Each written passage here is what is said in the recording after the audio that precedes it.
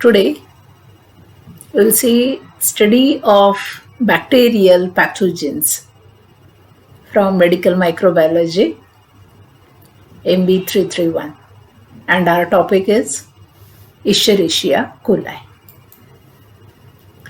Here in this we'll learn about classification and biochemical characteristics of Escherichia coli with its antigenic structure, viability characteristics, pathogenicity, pathogenesis, laboratory diagnosis, epidemiology, as well as prophylaxis and chemotherapy for the diseases caused by Escherichia coli. In detail about this Escherichia coli. Here, first we'll see classification of it. It is belonging to the kingdom Bacteria, phylum Proteobacteria, class Gamma Proteobacteria, order Enterobacteriales, family Enterobacteriaceae. This is most important family Enterobacteriaceae. Genus Escherichia, as the scientist Escherichia discovered this organism, and species coli, Escherichia coli, as this organism's habitat is colon, which is part of gastrointestinal tract, name given to the species coli. As you can see, this organism is Coccobacillary rod-shaped organism.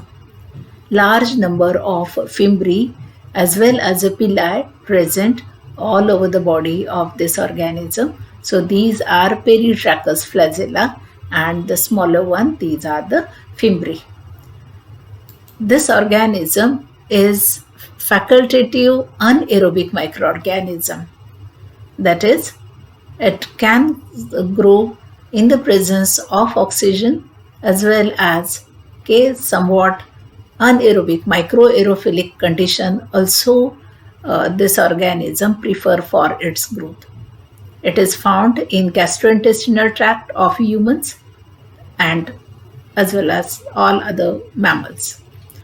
It is gram-negative organism. It is rod-shaped with rounded ends. This organism unable to form spores, so non-sporulating. It is approximately 2 to 6 micron in length and 1.1 micron in diameter. And as you know, they are motile, sluggishly motile by their peritracheous flagella. Microcapsules also present. Microcapsule, one thin slime which covers this microorganism. Microcapsule, it made of acidic polysaccharides.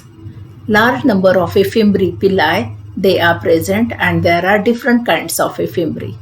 These are fimbriae, while these are the flagella. These fimbriae vary in structure and antigenic specificity. These are filamentous, proteinaceous, hair-like appendages surrounding the cell in varying numbers. Fimbriae are either chromosomally or plasmid encoded. They exert host or organ-specific adhesion properties, and there are up to 1000 fimbriae present all over the body of this organism.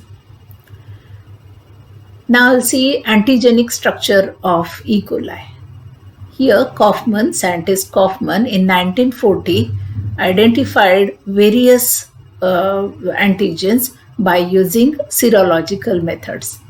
The outer membrane is with phospholipids, lipid A, and proteins, from which protrude the polysaccharide, that is LPS chains, which are overlaid by capsular polysaccharides, that is CP. Both LPS and CP are the chemical basis of O and K antigen. O, that is somatic antigen, which is associated with the body of microorganism.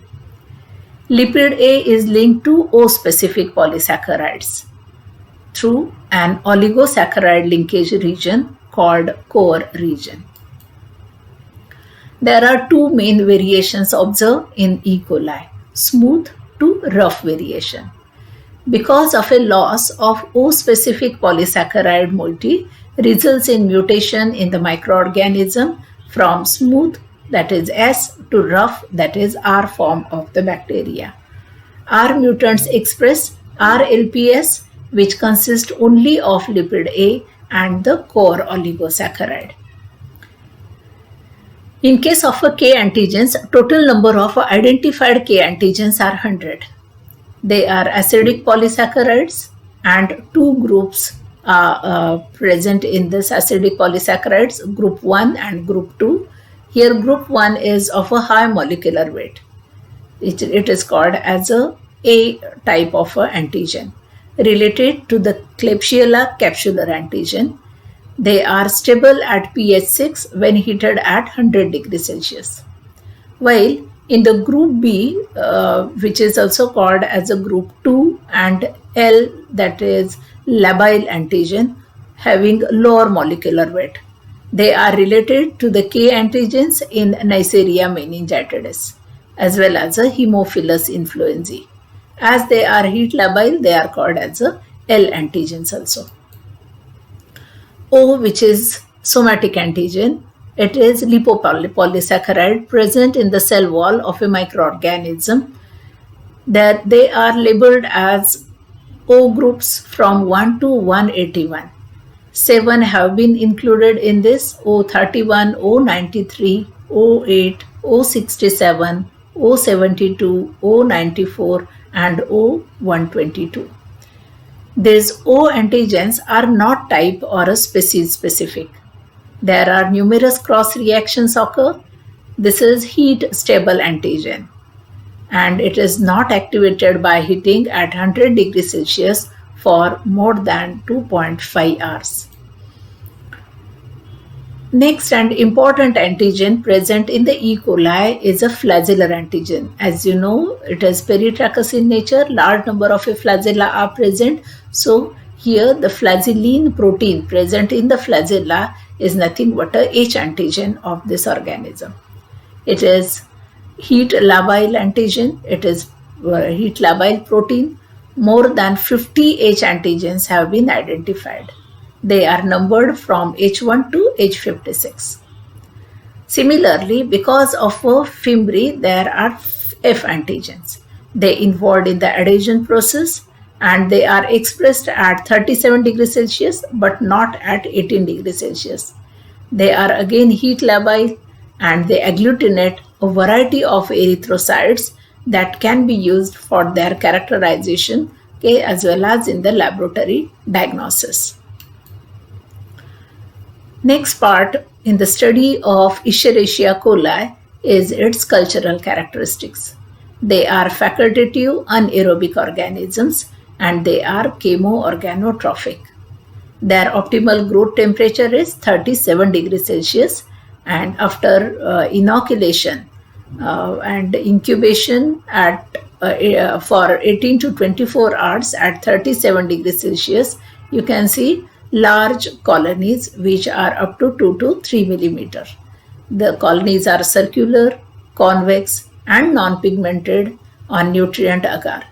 On blood agar, one can see zone of hemolysis by the isolates obtained from clinical samples.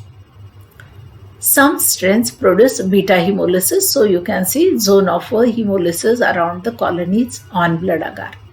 On MacConkey's agar, as these organisms are lactose fermenter, pink colored colonies appear. So you can see this is picture showing MacConkey's agar and pink colored colonies of Escherichia coli. Colonies are glistening as well as smooth in case of S variant, while in case of rough colonies or R variant, dry wrinkled colonies appear. In liquid media, these S form, smooth form, they show homogeneous turbid growth within 12 to 18 hours, while the R forms, they form sediment on the bottom of the test tube. There is a pellicle formation if the strains are with a large number of fimbriae. Their viability is important because they can survive at 60 degrees Celsius for 15 minutes or at 55 degrees Celsius for 60 minutes. Various biochemical tests are used for identification of a E. coli. First one is a test for enzyme catalase.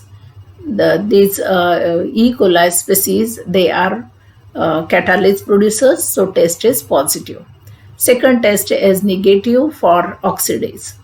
Then IMVIC test, from that methyl red test is positive as this organism produces large amount of acid. Voges-Proskauer test or a VP test is negative, while OF test, oxidative fermentative test, is positive. That is, they show fermentation of various types of a sugar, so acid and gas is produced, so this test is positive. From IMVIC, the indole production, that test also positive. And the last test in the IMVIC category, citrate utilization, that test is negative.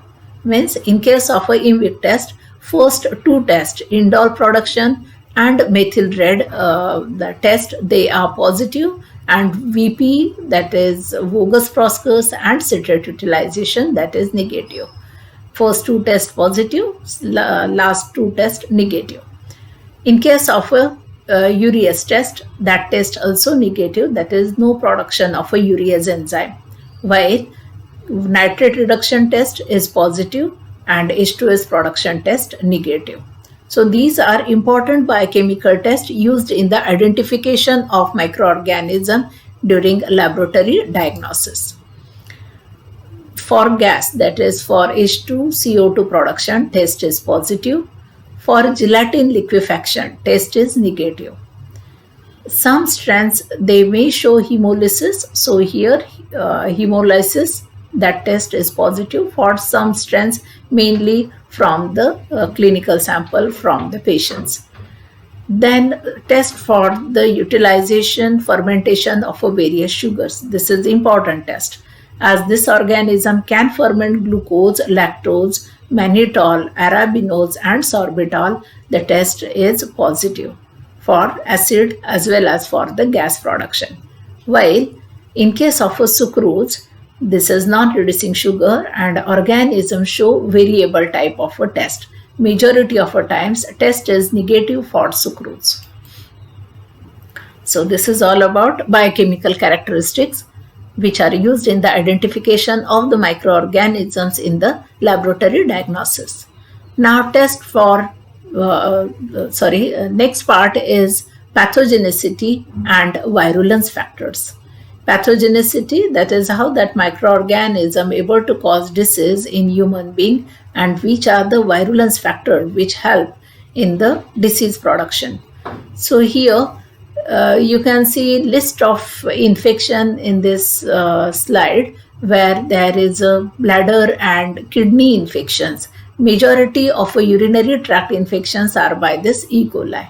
There is a septicemia, bacteremia, that is these bacteria are present in the blood, can lead to septic shock.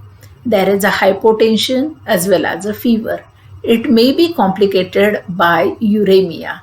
Now here in this organisms are present in urine also. Now there is a coma, and this may result in death of a person. There is one more type of infection by E. coli called as a neonatal meningitis, as well as not only involvement of a central nervous system, but involvement of a lungs is possible, which leads to pneumonia. So here, when there is a meningitis, at that time it is observed that the reason for which is the presence of a capsular antigen. Then next category of a disease is HUS. HUS is nothing but a hemolytic uremic syndrome, where because of a growth of this organism in the kidneys, there is a presence of a blood in the urine of a patient. This is again life-threatening condition in some patients. There is a diarrhea and dysentery-like infections by E. coli. As this organism is opportunistic pathogen, depending of immune status of the person, you can see this type of a condition. Cholecystitis, that is inflammation of gallbladder, and cholangitis, that is inflammation of the bile duct system, is also common diseases caused by Escherichia coli. Now, this is because of the enterotoxins produced by microorganism. They are enterotoxins. These are the toxins which are produced by microorganism in the body, and they are classified according to their heat stability, LT and ST. LT is heat labile toxin and is inactivated by incubation at 100 degrees Celsius for 30 minutes, while ST is heat stable toxin which retains toxin activity after such a treatment. LT is very similar to the cholera toxin, and there are two types of a cholera toxin, LT1 and LT2. Here you'll see various types of a gastrointestinal infections by E. coli. E. coli normally also present as a commensal of a gastrointestinal tract, but the variants which are opportunistic pathogen, they may cause infections. So here first we'll see enterotoxigenic E. coli, ETEC. Host for this ETEC, human is itself, as well as various animal categories like pigs, sheep, goats, cattle, dogs, horses, etc. And here about this organism, ETEC, enterotoxigenic E. coli, it is non-invasive strain, means it grow in lumen. It causes diarrhea in children, as well as the disease is called as a traveler's diarrhea.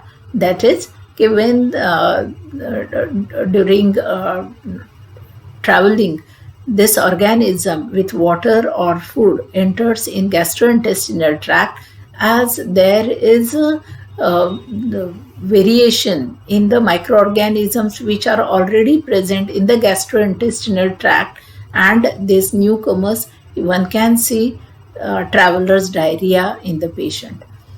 This organism produces heat-stable enterotoxin, ST. There are more than 200 million cases of diarrhea, as well as because of which large number of deaths each year. Second important E. coli is enteropathogenic E. coli, EPEC.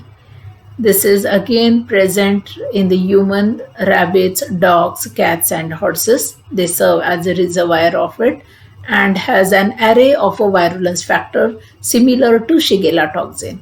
Means whatever the dysentery-like symptoms of a shigellosis they observe here.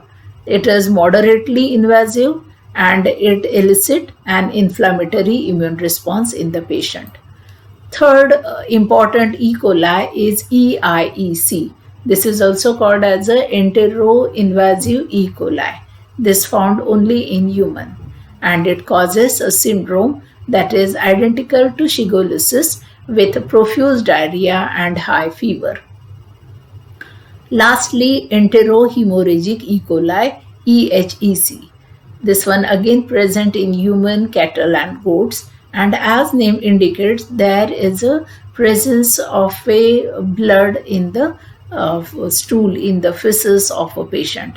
The most famous member of this virotype is strain O157 and H7, that is O somatic antigen, H flagellar antigen, and number 157 and 7.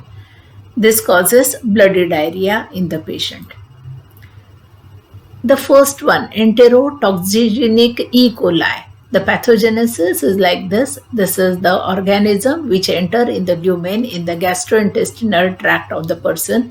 With the help of their fimbriae, with the help of their villi, they first adhere to the brush border of the gastrointestinal tract. These are mucous cells, epithelial lining of a gastrointestinal tract, and here to the brush border, this organism first get adhere. It produces enterotoxin. That enterotoxin enters in the cells. This affects on cyclic nucleotides and other mediators regulating secretions. These secretions are of various electrolytes containing sodium, water, potassium, carbonates, etc., and they efflux out in the lumen of that person, and this results in the diarrhea. So this is a symptom in case of a cholera as well as a Shigella like shigellosis like diseases, and you can see diarrhea because of a Escherichia coli in the patient by enterotoxigenic E. coli. In case of a uropathogenic E. coli, here this organism causes infection of a urinary system, and the virulence factor presence of a type 1 and P type of a fimbriae. Toxins produced here are cytotoxic necrotizing factor C and F. They adhere and they secrete toxin as well as alpha hemolysin, which leads to lysis of red blood cells, and so in the urine blood is present during infection. As you know, in majority urinary tract infection, involvement is of a Escherichia coli. To the disease name given cystitis, that is inflammation of a bladder where urine is stored. The bacterial cystitis occurs when bacteria enter urethra or bladder and cause an infection. There is one more disease caused by E. coli, pyelonephritis. This is nothing but an inflammation of the kidney. This is catheter associated urinary tract infection where E. coli is the single most common pathogen for UTI syndrome. Here, pregnant women are always at risk for developing pyelonephritis, that is, inflammation of the kidney. Cystitis, as you know, inflammation of the bladder, and there is a erythema, that is a reddening where infection occur, as well as there is a swelling. Cystitis is more common in women due to their shorter urethra, and symptoms are there is a polyuria, that is frequent urge to urinate. There is a presence of a bacteria in the urine, so urine become cloudy as well as it is strong smelling. Blood may present in the urine. There is a low grade fever, sensations of a pressure or a bladder fullness, cramping in abdominal in the abdomen, that is in gastrointestinal tract, as well as a cramping in back. If bladder infection spreads to kidneys, there is a nausea, vomiting, back or side pain, as well as a chills. In case of a pyelonephritis, that is inflammation of kidney, it is life-threatening condition. Initially high-grade fever up to 102 degree Fahrenheit. There are shaking chills. There is a pain in abdomen, back, side, as well as in the groin. There is a fatigue, painful or a burning urination, nausea, vomiting, and like first cloudy urine because of a presence of a bacteria in the urine. As this is pyogenic infection, pus may present in the urine, blood also present in the urine. And here the smell or odor of urine is fishy. This is again one more symptom of this disease. In case of a hemolytic uremic syndrome, HUS, this is because of a involvement of a blood vessels present in the kidneys. They get damaged, they get inflamed, and now blood is present in the urine. There are formation of a large number of clots of a blood in the vessels. These clots clog the filtering system in the kidneys, and this lead to kidney failure also. Again, this one is a life-threatening disease of the kidney. Not only this, E. coli is involved in the meningeal infection. So, to the disease name given, acute bacterial meningitis. It is common cause of a meningitis in newborn and is associated most frequently with prematurity. that is, in premature birth of the fetus, involvement of this E. coli infection. E. coli meningitis can be acquired during birth and can develop secondarily after infection in another body site, such as in cases of a infected circumcision wound. That is, not only infection of a wound is a serious part, but because of which possibility of a meningitis in the fetus after birth. So this is all about various diseases caused by Escherichia coli. Now, how to identify that this disease is by E. coli, and it is nothing but a laboratory diagnosis. Here, determination of the number and type of bacteria in the urine is main part. So, this is by various methods we can find out number of microorganisms present in the urine. As this organism normally also present, we have to check whether the number is increased or not during a disease state. In asymptomatic patients, bacteria are usually present in the urine in large number, that is more than 10 raised to 5 organisms per ml. Now, here when organisms reach 10 raised to 2 per ml of urine, which is obtained by catheterization, this usually indicates infection because this is normal commensal. So, increase in number indicates possibility of the infection by E. coli. You can use culturing method where inoculate that urine sample on blood agar and see whether there is a zone of hemolysis or not. At the same time, one can culture them on McConkey's agar and observe lactose fermenting pink colored colonies. Third media, XLD, which is for gram-negative organisms, can be used for the same purpose.